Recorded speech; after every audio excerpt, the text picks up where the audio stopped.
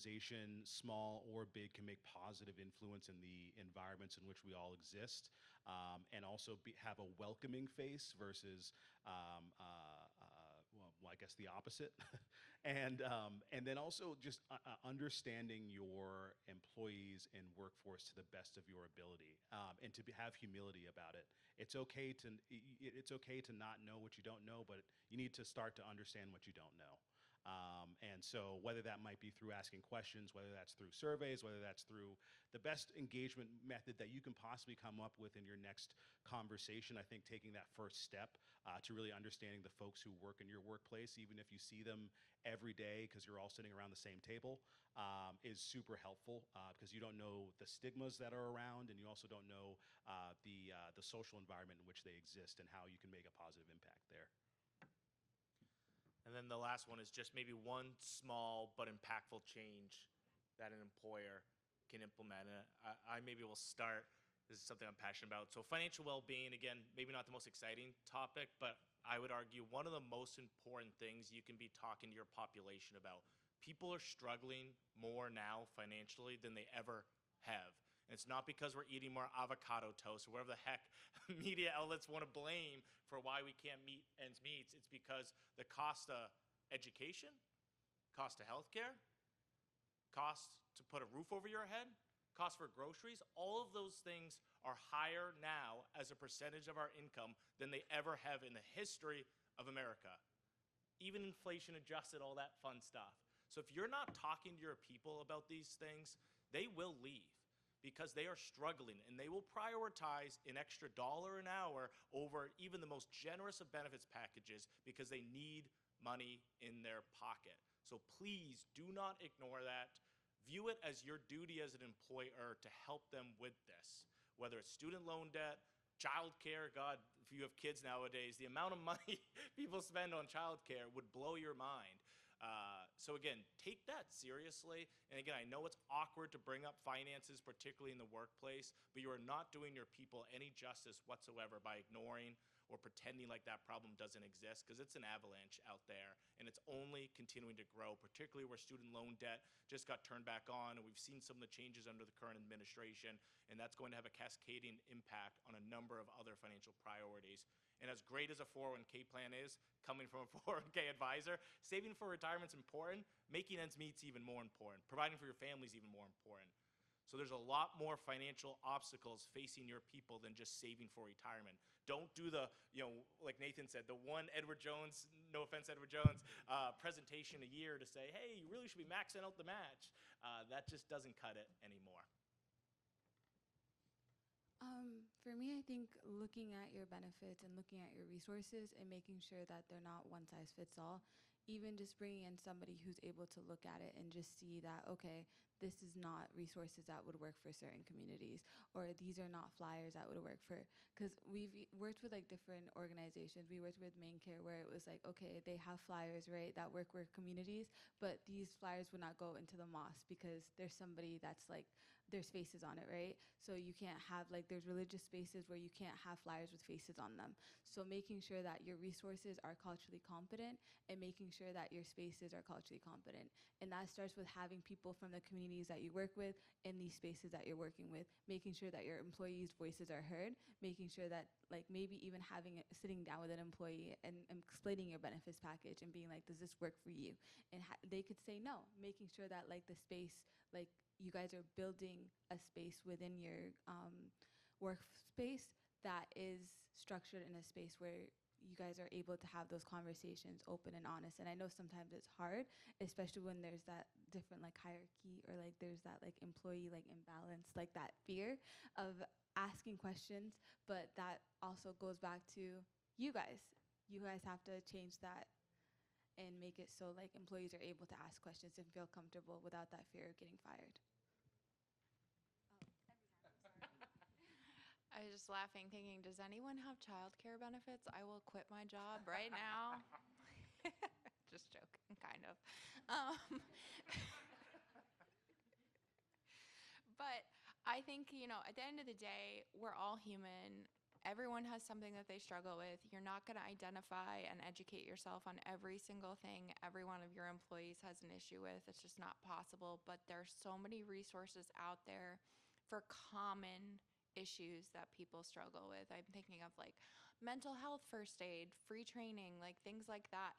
I think if employees know that their employer cares enough to at least engage in trying to understand or trying to find some resources for them, that goes a long way. Because while making ends meet is super important too, for some people that's not the end all be all. It's their mental health and their environment and different things like that. And so I guess just really reading the room, so to speak, on your employees and figuring out what it is they need and trying to educate yourself to the best of your ability. And I would echo everything that was just said. And the only thing I would add is just we exist in a world that has been built for a specific customer. It's been built for making an easier sale to the organization from a benefits perspective. It's been built for a specific customer from a community perspective. And so I think one thing to keep in mind as you're making decisions day in and day out is like starting with the employee first, who are the folks that we are trying to build this environment for, and then how can we start to make inroads into doing it for a wide variety of customers within our organization, because they are coming to you for support in this way. So to what Nate's point is on childcare, on many different things, like how are our employees engaging in childcare? How do you do your grocery shopping and those types of things? Like those are really important questions to ask to help you build kind of the profile of who you're building your benefits packages for. Awesome. So we wanted to leave a few minutes to see if there were questions from the audience, and maybe we can run a microphone out if anybody wants to be the first brave soul. Oh, we got one here. You talk about non-clinical resources and mental health support.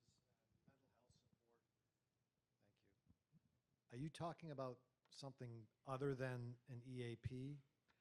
And how is it that you can continue to, or what do you need to do to make sure that your employees recognize that some of these benefits, EAP usage, for example, is in fact confidential? Because I've had people say, I'm not going there, I'm not going to use that because I know it's not confidential, when it is.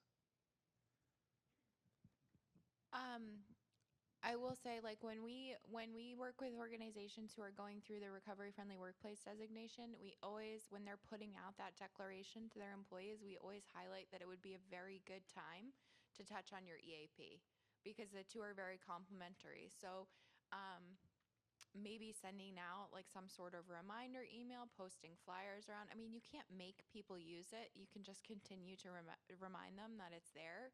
So I think doing that in all the possible ways so that somebody could discreetly get there without talking to somebody. So like maybe put up some flyers around the office, send out emails. If you have a newsletter, tuck it into every newsletter, like continue to promote it just so that people know it's there.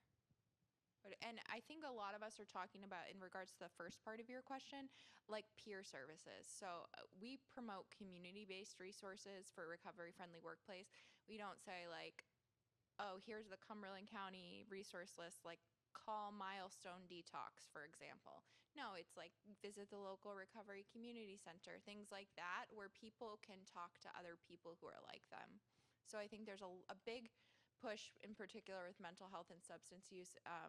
I don't want to talk to a therapist who's not in recovery or never has been addicted to drugs or alcohol. Like, you don't understand what I'm talking about. And so a peer support is really that level of like, you've been where I've been, and I think that that's really effective in regards to those things. Oh yeah, I just wanted to echo what you said about peer supports and not being very effective, especially within like the realms where there is stigma, right? We've had conversations where we do like our community roundtable discussions, and there's people who are struggling with substance use disorder, but they don't want to talk about it. But the moment that someone else talks about it, all their walls break down and they start talking about it.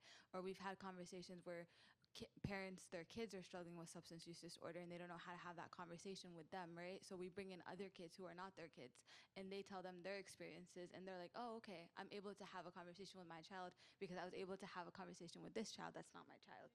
So having those resources, maybe that's when you have to go out to communities and like be like, okay, what resources are there, and bring that back to your staff and bring that back to your space. And then just figuring out, okay, there's AA groups, there's NA groups. So figuring out what resources there are that work and that are culturally competent or work for your staff that would help them. And one of the challenges with EAPs is nobody uses them, and nobody ever is going to use them because again, I used to use my mom's. Okay, there you go. One person used one once, and it wasn't even hers. And I think the challenge is when you're dealing with something like behavioral health, I mean, you're basically asking this individual to, in some ways, bare their soul to a total stranger they just got patched through to in Idaho. So one of the keys, in addition to peer services, is really trying to identify local resources. And if you're looking for a more local approach to behavioral health, there's a really tremendous organization called WellSpace, and they have a WellSpace at Work solution.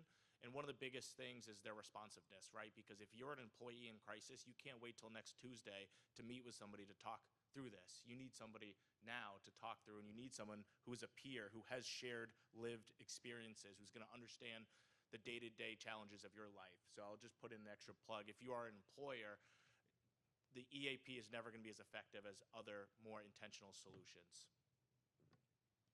Well, I wasn't going to say this, but to add to that, we've had counselors on site, and I've had a private space, like literally the elevator goes right to my office. There's a secret code to get in, and still nobody shows up because they're afraid somebody will see them. So even to have a person right there, someone is afraid someone's going to see you, and they don't want that. So, but we were talking about secret implants. There are champions that are willing to share their stories, and on our DEIB advisory committee, there are people who are like, they've even shared their story in a newsletter. Just and it just exemplifies the fact that there are people here in this organization like me, and it's okay. But what I really wanted to say was for the QR codes, because we definitely use those.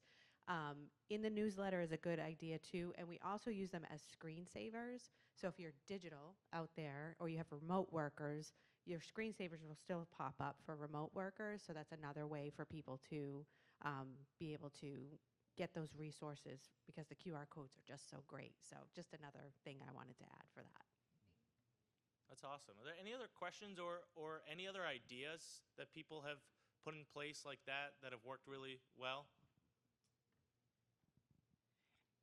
Not like that. I was just thinking of something when you had the comment about childcare, and resources for childcare. I worked somewhere years ago where we had not the health savings account, but in addition to the health savings account, a flexible spending account that could be used for childcare, and I used it to pay for summer camps for my child because it was my childcare in the summer. So it's pretty open in terms of the.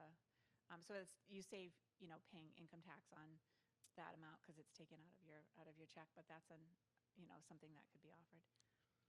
And just to stay on that, because I love taxes, there are a number of employer-sponsored benefits that are tax advantaged beyond just health insurance and retirement. The limited purpose FSAs that she's referring to falls under Section 129. There you go. Very tax advantage from both an employer and employee perspective. Student loan and tuition reimbursement, also tax advantage. So there are a number of ways that you can help offset some of the expense to you as an employer. And the reality is if your people need it, they're going to view it as good, if not better, than just increasing their pay. But it's a lot more tax advantage way to do so. So again, be mindful of that. Virginia? Hi, I just want to say that we throw around the word culture a lot, and culture means a couple of different things.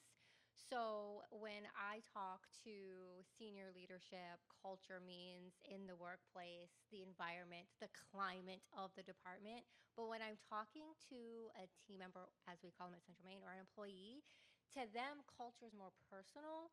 So I think remembering your audience when you're using that word to help them understand I also want to not exclude the executives because what I'm seeing as an HR business partner is our executives or our senior leadership is burnt out because they are trying to meet their employees at their place and trying to accommodate and be appreciative and give them grace.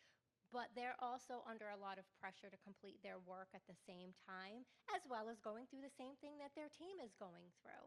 So I think I don't want to exclude them. We talk a lot about meeting employees at their place, and usually we're talking about entry level or mid level. We also need to come up with some benefits, including encouraging senior leadership to take their PTO, take their mental health days, because they're feeling it in many different aspects. Well said.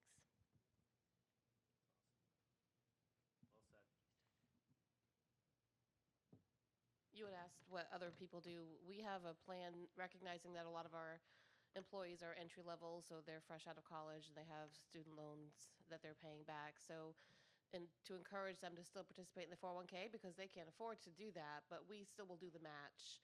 So the agency will contribute the match portion to the 401k while they're still paying the student loans, as long as they prove that they're paying on their student loans. That's amazing. So that's actually just a recent regulatory change. There's a law passed back in 2022 called Secure Act 2.0. I won't read off the 90 provisions in there, but one of them now allows employers to recognize student loan repayments as if they were contributions to the plan for purposes of earning the match. So that can really help those people that are trying to prioritize between saving for retirement and paying off their student loan debt to not have to choose one or the other. And it also uses match dollars that you should have already budgeted for, so it doesn't necessarily have to impact the bottom line either. So that's amazing because that just became effective last year. So that's fantastic that you've done that. So I think time for one last question. No pressure.